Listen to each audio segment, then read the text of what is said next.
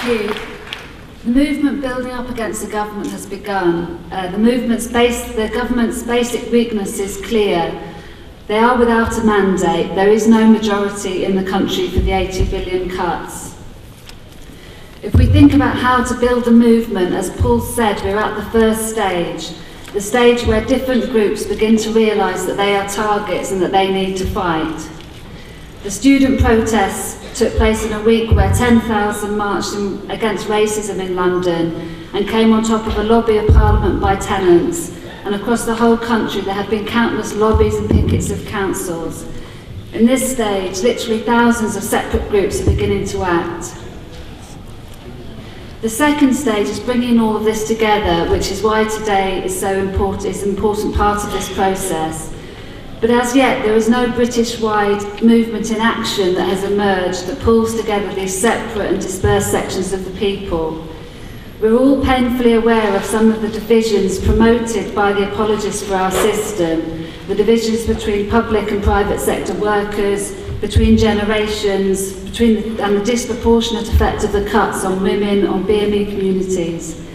And in this country, long gone are the days when organisations like the TUC could just rely on a call from them to bring together everyone in society who'd been treated unfairly.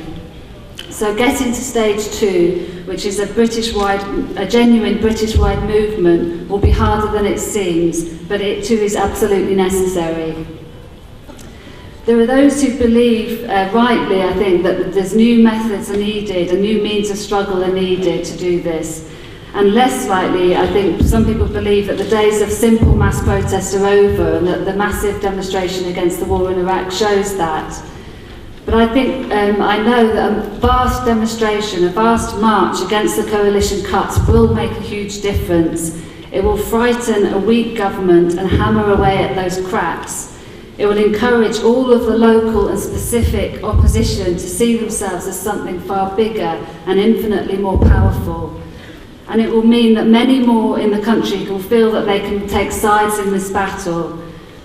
For all of these reasons, the call from the TUC for a demonstration on the 26th of March provides us with the opportunity to bring together a national movement and to create a new situation in Britain. Stage 3 is of course already happening, but will go much faster after we see a national opposition growing in practice on the streets. This is a deepening and broadening of all of the local and specific actions and battles to embrace a far wider number, those who have not participated in any sort of politics before. We need to turn a national movement into a vast social movement, just like when the local anti-poll tax committees became popular public mass resistance. And finally, there is a fourth stage, developing and agreeing an alternative, a global reply to the economy that has destroyed us all. Again, this has started already, and a People's Charter is an important part of that process. If you haven't signed it already, I'd urge you to do so, and please make use of it in your own activities.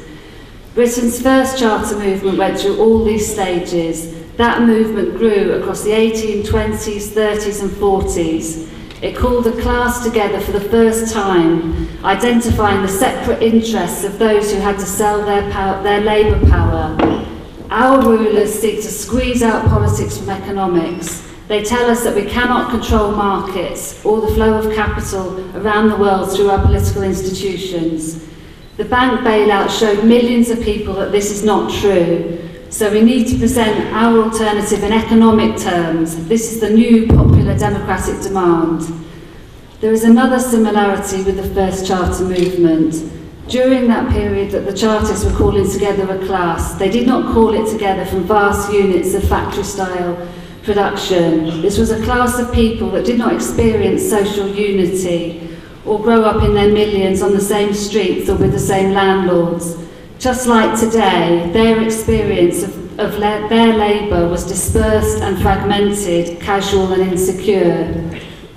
So, finally, history is speeding up. Of course, real life is infinitely more interesting and surprising than any theory or schema, but in some way or other, all of those stages will be essential. And the next task is for all of us in this to bring all our friends together on March the 26th to challenge our enemies and create a new national platform for the majority of people in this country. Thank you.